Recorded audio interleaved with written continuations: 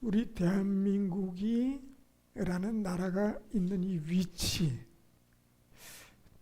참 어떻게 생각해 보면 참 좋은 자리 참 잘 잡았다, 그런 생각은 잘 안 들어요. 예. 저 서쪽은 중국이 버티고 있고요, 저 북쪽은 러시아가 있고요, 저 동쪽은 일본이 있고요. 우리나라를 가만히 두질 않아요. 이 나라들이 어떻게 하든지 괴롭히고 쳐들어오고, 우리가 역사적으로 얼마나 많이 당하면서 살았습니까? 참 끔찍하죠. 북한에서는 그런 말을 한대요. 중국은 1000년의 원수, 일본은 100년의 원수. 근데 100년은 너무 짧은 것 같고, 이미 그 임진왜란 당시부터 치면 최소한 500년은 되지 않겠습니까? 그 나라 둘이 비슷비슷한데 우리나라가 침략을요 무려 1000번을 당했어요. 숫자적으로 봐도 500번은 중국이, 500번은 일본이. 그리고 잘못했다고 하는 나라는 없어요. 예. 오히려 우리를 더 미워합니다. 저야 뭐 지정학적이라는 것이 뭐 그렇다고 쳐요. 뭐 어떡하겠어요. 당군 그 왕을, 당군 그분을 욕할 수도 없고, 뭐 자리를 잘 잡은 건지 못 잡은 건지 자관 어떡하겠습니까? 그건 그렇다 쳐도 뭐 어디 자원이라도 있어야 되지 않습니까? 좀 그럴듯한 자원이라도 좀 땅에서 뭐 좀 나오든지, 광석이 있든지 뭐 석유도 나오든지 뭐 가스도 나오지 해야 되는데, 잘 아시잖아요. 우리나라가 어떤 상황인지. 물론 우리나라가 석유가 아주 안 나오는 나라는 아닙니다. 저 포항 저 동쪽에 보면 좀 나옵니다. 예. 근데 찔끔 나오다 그것도 말았어요. 예. 그만큼 이 자원으로는 빈국 중에 빈국입니다. 그런데요, 우리가 지금 경제 규모로 치면 전 세계 10위 안에 들잖아요. 요즘 또 무기가 잘 팔리고 있는데요, 4대 메이저 리그에 지금 들어섰다, 그런 얘기를 합니다. 앞으로는 더 잘 팔리지 않을까? 라고 말을 합니다만은, 농사는 잘 되냐? 우리요, 쌀 말고는 자급자족하는 곡류가 없어요. 거의 100%요. 거의 수입이에요. 그런데도 괜찮게 살잖아요. 지금 우리 여기 계신 분들 딱 연령대를 보니 최후진국에서 선진국까지 그냥 한 방에, 지구 역사에 그런 역사가 없어요. 어쩌면 그렇게 지정학적 위치 그리고 자원 따져보면 못 살아도 아주 못 사는 그런 나라가 돼야죠. 근데 안 그래요. 이게 신기하잖아요. 근데 그 오늘 저희가 성경 본문을 읽었는데 이스라엘에 관한 이야기잖아요. 이스라엘은 낫냐? 우리하고 별반 다를 게 없어요. 이스라엘을 뺑 둘러싸고 있는 중동 국가하고 화목하게 잘 지낸 적이 없어요. 하나님께서 이스라엘 민족에게 말씀을 주시던 이 시기가요, 지금으로부터 약 한 4000년 전의 이야기입니다. 굉장히 오래됐죠. 이스라엘의 시조는 아브라함이죠. 아브라함에게 내가 이제 가나안으로 가라. 그럼 내가 그곳에서 너희 후손들을 하늘의 별처럼 땅의 모래처럼 많이 생산하게 되고 그 땅을 너희에게 줄 것이다 라고 말씀하셨어요. 근데 그 이스라엘이라는 나라도요, 땅이 그렇게 크질 않아요. 거기다 자연 환경도 사실은 그렇게 썩 좋은 건 아니에요. 자원이 있냐? 그 주변 국가들은 자원이 많아요. 석유도 나오고. 근데 이스라엘은 그것도 없어요. 근데 지금 이 세계에 누가 이스라엘을 무시할 수 있습니까? 무시 못합니다.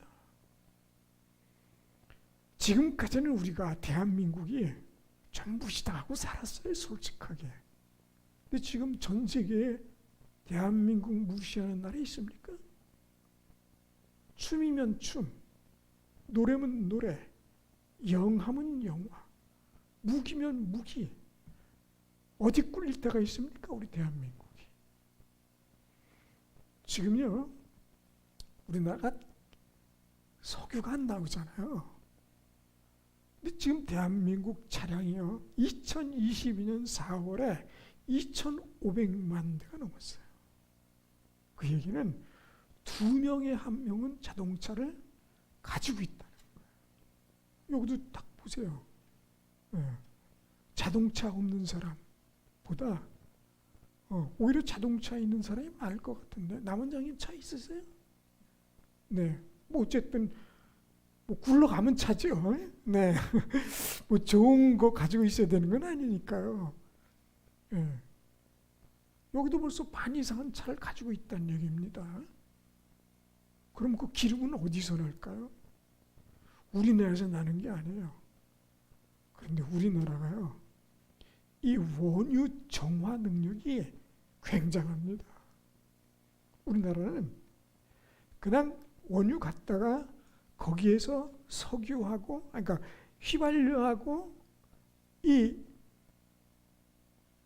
그 경유들 뽑아낸 다음에, 그 다음에 그 남는 찌꺼기 같은 것들에서 또 석유를 2차, 3차로 뽑아냅니다. 고도화 작업이라고 해요. 그게 우리나라가 세계 최고 수준이에요. 참, 그거 보면 없으니 아주 절박한 거예요. 살아야 되니까. 무기도 마찬가지잖아요. 예. 보니까 10월 1일 날, 어제가 국군의 날, 내일이 개천절인데, 저 북한에서 또 미사일을 몇 발 쐈어요. 뭐 4발 쐈대나 뭐. 그게 쏴주니까 우리는 어이쿠, 그렇다면 저 미사일 핵을 만약에 저쪽에서 만에 하나라도 쏠 때 우리는 어떻게 대책을 가져야지? 이것 때문에 무기 개발을 무지하게 할 수밖에 없어요. 죽고 사는 문제예요, 우리는. 그러니까 목숨을 다 걸어서 생산해내는 겁니다. 새롭게. 저쪽에서 쐈을 때 그것을 어떻게 방어하느냐. 우리는 사실 공격 개념보다는 방어 개념이 강합니다. 네. 그러다 보니 무기를 최고의 수준으로 만들 수밖에 없는 거예요. 비행기도 마찬가지고 말이죠. 거기다 이제 우리나라 이 손기술이 좋으니까요. 그리고 이 기술이 좋은 것보다도 거기에 매달려서 집중해서 만들어내는 집중력이 강해요. 우리나라가 또 세계 최고로 쳐준 기술들이 많은데, 그 중에 하나가 해저 담수화 플란트라는 겁니다. 바닷물을 사람이 먹을 수 있는 물로 만들어내는 거. 이게 지금 사실 우리는 물 부족 국가로 이렇게 구분이 되어 있지만, 그러나 물이 부족해서 쩔쩔매는 정도는 아닙니다. 하늘에서 비가 아주 제때제때 제대로 내려주고 있어요. 9월 달에도 태풍이 와서 비를 충분히 뿌려주고 갔어요. 이게 얼마나 좋은 일인지 모릅니다. 물 부족도 해결하지만 그렇게 물이 많이 쏟아져야 담소화됐던 그 저수들이 물을 싹 한번 갈아볼 수 있거든요. 이게요, 축복입니다. 좀 산이 많고 다른 건 부족해도, 그런 차원에서 우리 당군 할아버지가 말이죠, 자리는 잘 잡았어요. 그런 쪽에서는 좀 여러 가지가 부족해도요. 그러다 보니까 우리의 절박함이 우리의 지능지수도 높이는 거죠, 당연하게. 그래서 어디를 가도 우리는 바보다 이런 얘기는 안 듣습니다. 솔직하게 웬만하면. 근데 우리나라를 바보라고 하는 사람들이 많죠. 저 동쪽에 있는. 예. 일본 사람만 우리를 무시해요. 세계 어디 가도 한국을 무시하지 않아요. 예. 그러니까 우리는 어떻게 해요? 우리도 일본 무시하는 거죠. 일본 무시하는 나라는 세계에서 우리 한국밖에 없대요. 예. 참. 자, 그런데 이 이스라엘도 그 지정학적으로는 아주 나쁩니다. 하나님께서 이 아브라함을 좀 더 넓은 땅, 자원도 많은 곳, 그런 곳으로 데려가셨으면 더 좋을 텐데 그렇게 좋은 곳이 아니에요. 가나안이라는 곳이. 그러다가 한 200년쯤 지나서 이 아브라함의 후손 중에 야곱이 애굽으로 내려갑니다. 지금은 좀 이집트지요. 그리고 거기서 430년 만에 430년 동안 종노릇을 하다가 해방돼서 나옵니다. 이야, 430년 도대체 얼마나 긴 기간입니까? 우리는 일본에 36년간 그 치욕을 겪은 것 때문에 부들부들 떨고 있는데 말이에요. 430년을. 그쯤 되면 사실은 그 나라 사람이에요. 그리고 그렇게 사는 거예요. 인생이라는 그런 거 아닙니까? 430년 동안 다른 나라에서 그렇게 살았으면 그 나라 사람인 거죠. 그런데 그들에게는 하나님께서 지정해 주실 민족 의식이 있어요. 우리는 이스라엘 사람이야. 우리 한국 사람들도요. 전 세계 어딜 가서 퍼져나가도요. 우리끼리만 똘똘 뭉칩니다. 아주 그것도 무서운 거예요. 예, 잘 안 바뀝니다. 그리고 무슨 일이 있으면 딱 뭉치는데요. 물론 평소에는 잘 싸웁니다. 우리 민족이 원래 잘 싸워요. 그것도 흔해요. 정치 보세요. 얼마나 싸웁니까? 저게 싸울 일입니까 지금? 그거 할 때가 아니잖아요. 그런데 정말 죽도록 싸웁니다. 왜 그런 줄 아세요? 패권이 걸렸거든요. 네. 네 다음에 우리가 해먹어야 되거든요. 그러니까 그건 작건 잘못했다면 그 무릎 뜯어버리는 거예요. 막. 예, 아주 지겹도록 싸워요. 이제 그만 좀 했으면 하는 생각이 들지 않나요? 이건 뭐 이쪽 저쪽도 없어요. 그런데 한번 뭉쳤다면 우리 민족이 또 무섭잖아요. 이게 참. 이스라엘은 더합니다. 참 400년 동안 종살하다가 예, 가나안에 들어가서 나라를 잡았는데 그게 끝은 아닙니다. 자, 근데 이제 애굽에서 430년 동안의 노예 생활을 마치고 가나안으로 가기 직전입니다. 이 나라라는 이름이 이스라엘이라는 이름은 있지만 나라가 없는 거예요. 사실 그냥 종살이하는 종들이에요. 그냥 본인들이 이스라엘 사람이라는 의식만 가지고 있을 뿐입니다. 그런데 하나님께서 모세라는 지도자를 보내주셨어요. 그런데 하나님께서 모세라는 지도를 보내주셨을 때 뭐라고 시작되냐면 저들이 그 고통으로 부르짖음에 하나님께서 들으시고 저들 구원하시고자 하셨다는 거예요. 사람이 살면서 부르짖고 울부짖고 땅을 치고 통곡하고 가슴을 치고 막 분노에 부들부들 떠는 상황들이 우리 사람들에게 있습니다. 까마득하게 잊어졌을지 몰라도 분명히 어느 시기에 정말 힘들어서 내가 이렇게라도 살아야 되나? 나 인생 여기서 끝내고 싶다라는 생각이 들 만큼의 힘들고 어려운 때가 있었을지 모릅니다. 그럴 때 부르짖는 거예요.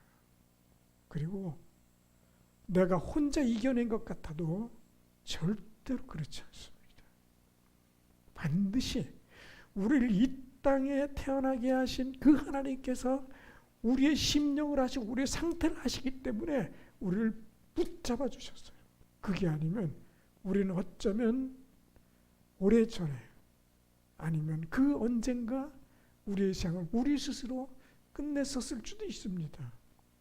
아니면 그게 아니더라도 쫄딱 망하실 수도 있는 거예요. 언제나 인생은 위기를 늘 겪으면서 사는 거니까요. 부르짖을 때 꼭 기억하실 거 있어요. 하나님은 들으시는 분이에요. 하나님께서는 우상들을 향해서 얘기하세요. 야, 너희들 그렇게 우상을 만들어 놓고 섬기는데 걔가 귀가 있냐? 눈이 있어 보기를 하니? 아니면 콧구멍이 있어서 숨을 쉬기를 하니? 도대체 아무것도 모르는 그 우상을 향해서 그 앞에서 경배하고 그들에게 무엇인가를 기대하고 그들에게 뭔가를 들어달라고 소리를 치고 참 딱하다. 그러나 나는 듣고 아는 하나님이라는 거예요. 꼭 기억하셔야 돼요. 정말 힘들고 어려울 때 내가 누군가는 모르지만 울부짖고 부르짖을 때 들으시는 이는 그분밖에 없다는 거예요. 그리고 사실 제일 어려울 때요. 사람은 도움이 안 될 때가 있습니다. 제가 평창에서 아이들하고 사는 집을 지을 때, 그리고 교회를 지을 때, 그리고 또 두 번째 아이들이 많아져서 그 집을 지을 때 있는 사람에는 문제가 없지만 돈이 없는 저의 입장에서는 그거 몇천, 1억 또는 1억 얼마 그거 말을 하는 게요. 너무 어려워요. 그게 쉽지 않아요. 정말 없을 때는요. 돈 100만 원도 어디서 나올 구멍이 없어요. 사람에게 가서 말한다고요? 그게 진짜 쉽지 않아요. 네. 그래서 뭐까지 생각했는 줄 알아요? 장기를 팔아봐야지. 그 생각까지 했었어요. 그리고 알아도 봤어요. 근데 그건 도저히 아닌 것 같아요. 이 사람이 절박해져요. 그리고 기도하는 거예요. 이렇게까지 뛰어야 합니까? 하나님? 지금은 훌쩍 지나서 그게 거의 20년 가까이 지난 과거들이 이야기지만 그때 당시에 그 상황에 처했을 때는요. 아주 처절합니다. 아주 처절해요. 절박하고요. 이스라엘 민족들이 그런 거예요. 그저 무려 노예 생활을 430년을 질질 끌었어요. 아니 좀 뭐 짧은 기간 동안은 좋은 적도 있죠. 그러나 전체적으로 봤을 때는 내 나라가 아니에요. 내 민족이 아니에요. 편하지 않아요. 내가 하고 싶은 것을 못해요. 먹고 싶은 걸 마음대로 못 먹어요. 가고 싶은 것을 못 가는 거예요. 이게 뭐예요? 노예죠.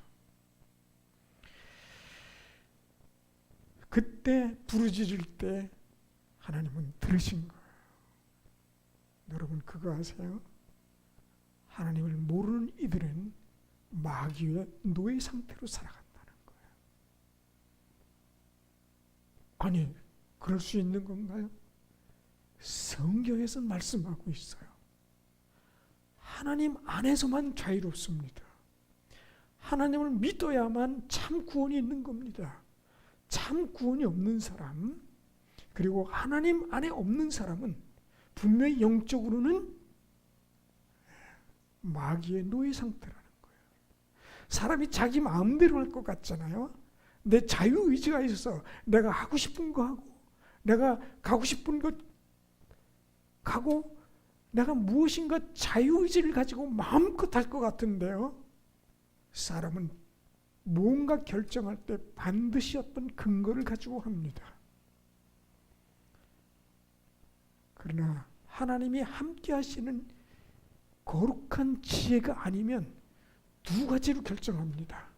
하나는 자기 생각, 자기 경험, 자기 이성입니다.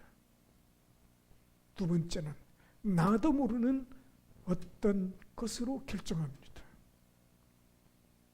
하나님이 주는 지혜가 아닌 인간의 이성이나 판단도 그것은 하나님과는 무관한 것들입니다.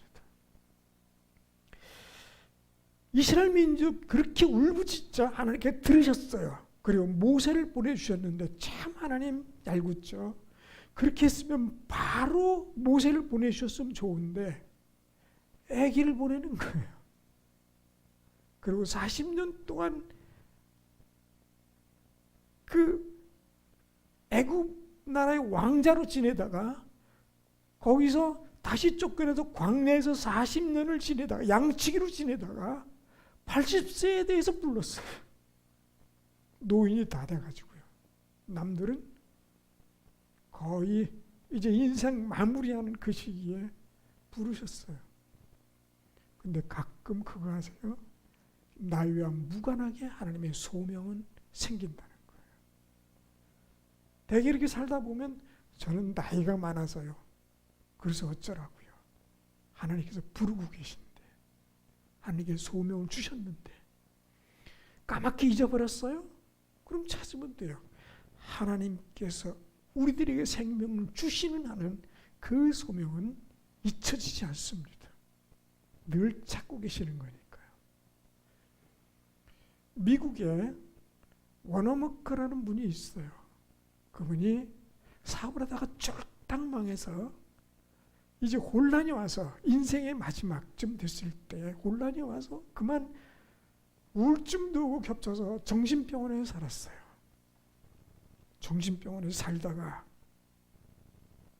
하나님 앞에 내 인생이 이렇게 끝나는 겁니까? 라고 하나님께 울부짖었을 때 하나님께 지혜를 주셔서 그래서 다시 사업을 시작했어요. 그 나이에 말이죠. 그리고 세계 최고의 백화점 체인점, 워너머급 백화점이라는데 전 들어보진 못했는데 미국에는 유명하답니다. 설립하셨대요. 64살에. 저랑 비슷한 나이인데. 예.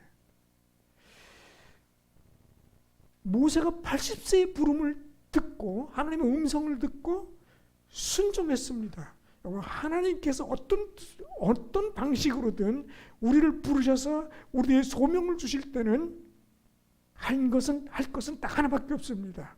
순종입니다. 모세가 하나님께 부르셨을 때 모세는 그랬습니다. 하나님, 저는 나이가 많아서요. 저는 말이 좀 부족해서요. 자꾸 핑계를 댑니다. 그래서 하나님께서 방법을 제시해 주세요. 내 형 중에 아론이 있는데 말을 잘한다. 내가 그를 너에게 붙여주겠다. 너에게 능력을 주겠다. 그래서 그것을 믿고 따랐습니다. 우리가 할 일은요, 거부가 아니라 순종입니다. 힘들고 어렵고 상관없습니다. 왜요? 그분이 함께 하시니까요. 그리고 모세는 애굽을 뒤집어 놓습니다. 우리가 결과를 알잖아요. 완전히 뒤집어 놓습니다. 그리고 이스라엘 민족에게는 그리고 하나님을 믿는 모든 하나님의 자녀들, 성도들에게는 놀라운 선지자로 우리의 머릿속에 각인이 되어 있습니다. 자, 그리고 왔어요. 애굽에. 광야에서 40년 동안 양치기를 했으면 그는 그냥 양치기예요.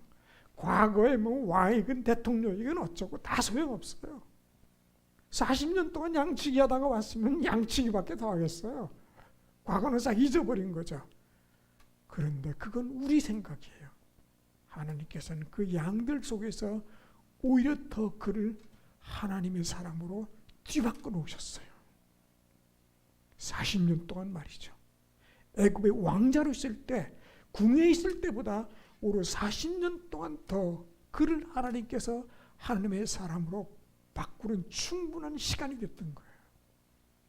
그러니까 우리가 상상할 수 없는 현장에서 하나님을 만나기도 합니다. 마치 교회에서만, 예배드리는 중에만, 기도하다가만 그런 것이 아니라 전혀 우리가 상상하지 못했던 현장에서도 하나님을 만나기도 한다는 겁니다.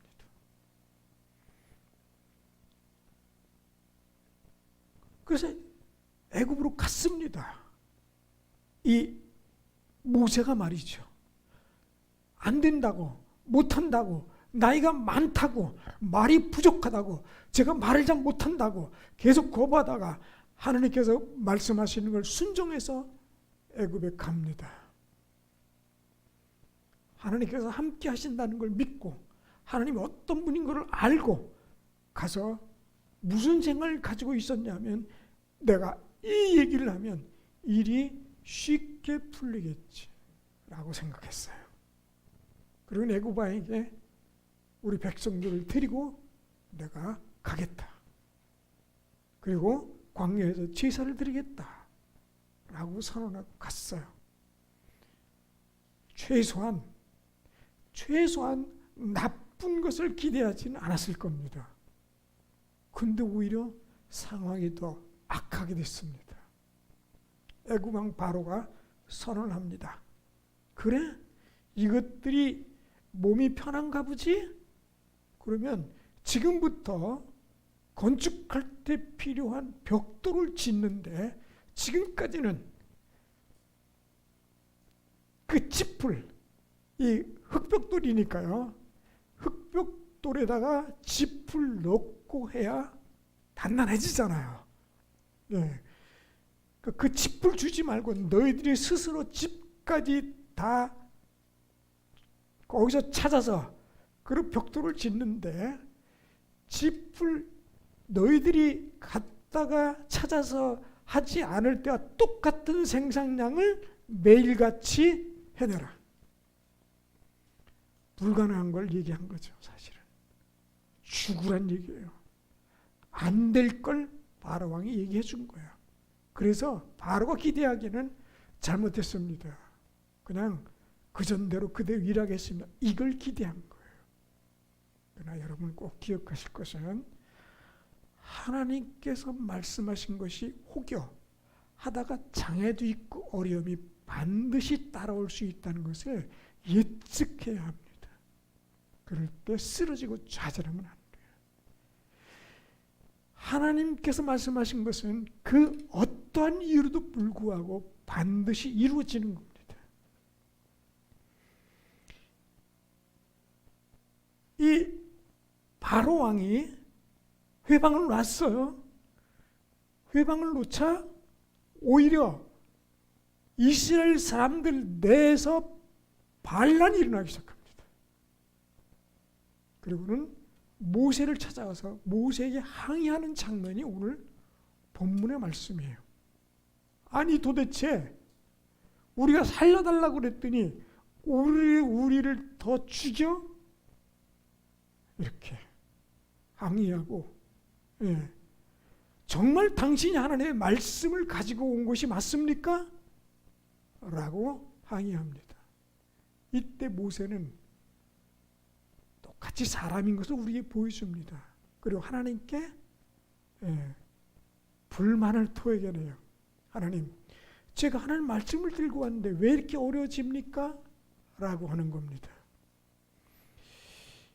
우리 믿는 사람이라고 해서요, 모세 같은 사람이라도 사람이라면 반드시 어떤 어려움이 생기게 되면 마음속에 굉장한 갈등이 생기는 겁니다. 그거 너무 고민하지 마세요. 인간이기 때문에 당연히 오는 것입니다. 어쩌면 정말 모든 것을 포기하고 놔버리고 싶을 만큼, 아니 어쩌면 모든 걸 다 떨쳐버리고 끝내고 싶은 그런 마음이 들 수 있어요. 이게 모세라는 사람이에요.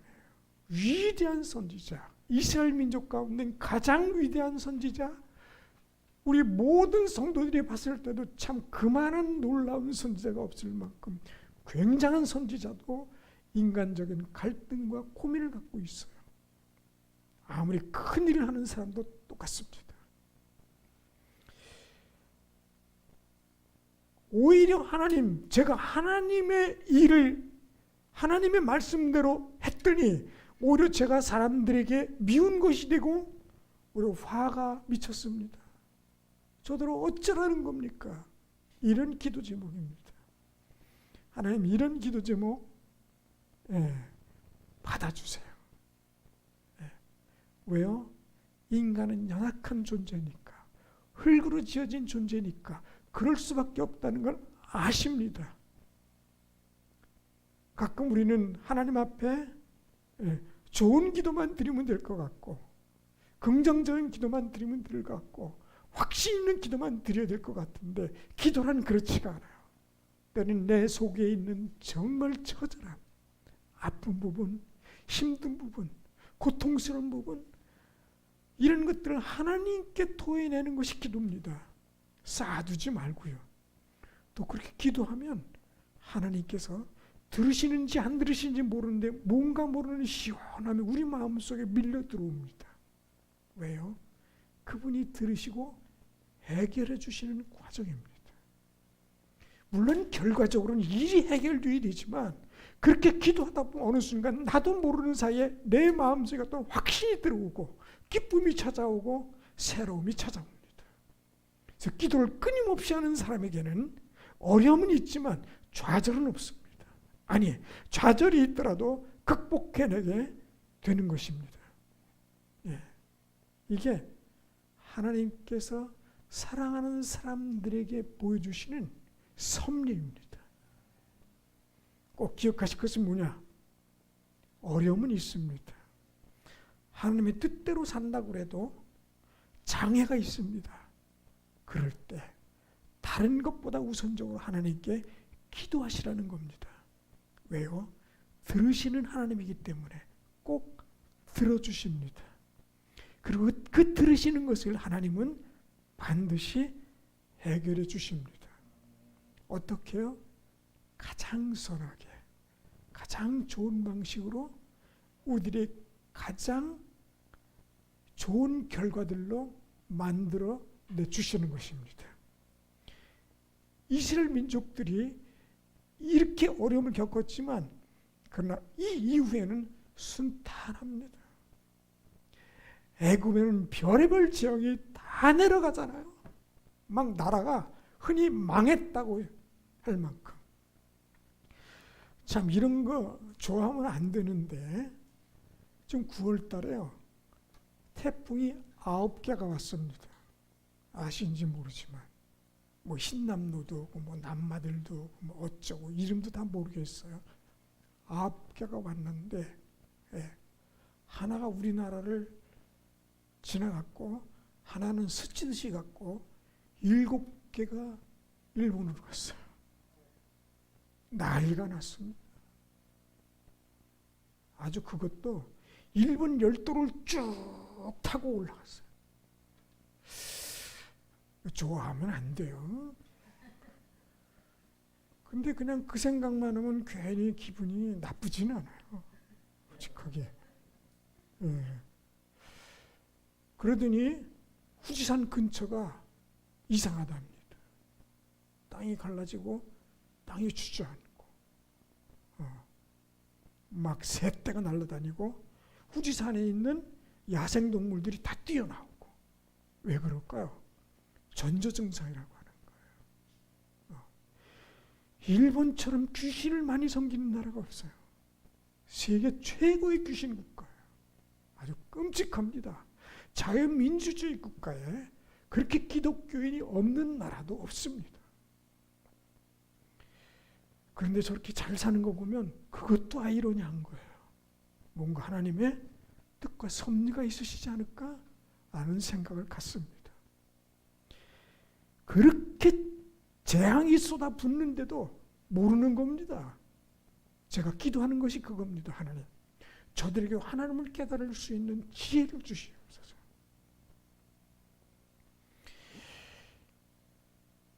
왜냐하면 이 요나 선지자가 다메섹 성에 가서 저주를 선포할 때 이 요나는 이 다메섹 니느웨 성이 폭삭 망하기를 바랬어요. 근데 하나님은 그렇지 않으셨어요. 수많은 영혼들이 있어요.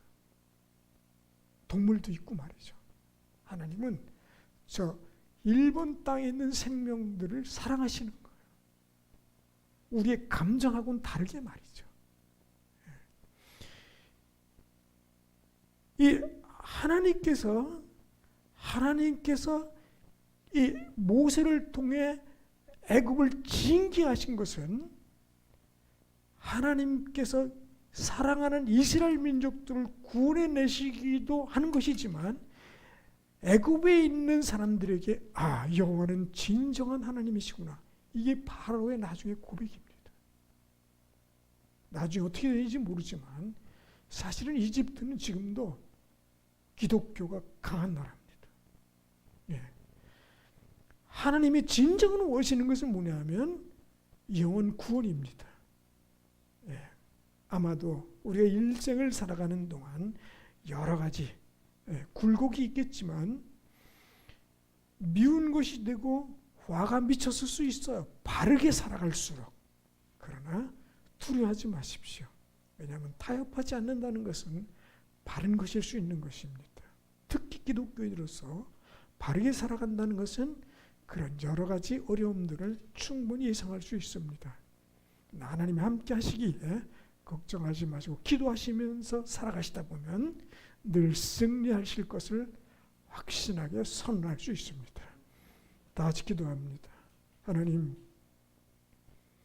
미운 것이 되고 화가 미쳤을 수 있고 장애가 있을 수 있고 도저히 해결할 방법이 없을 것 같은 어려움과 곤란이 있을 수 있으나 하나님 함께 하시고 지켜주시고 보호하시며 해결해 주실 것을 믿습니다. 늘 승리케 하신 하나님, 저희가 승리의 삶을 살게 하여 주시옵소서. 감사드리며 예수님 이름으로 기도드립니다. 아멘.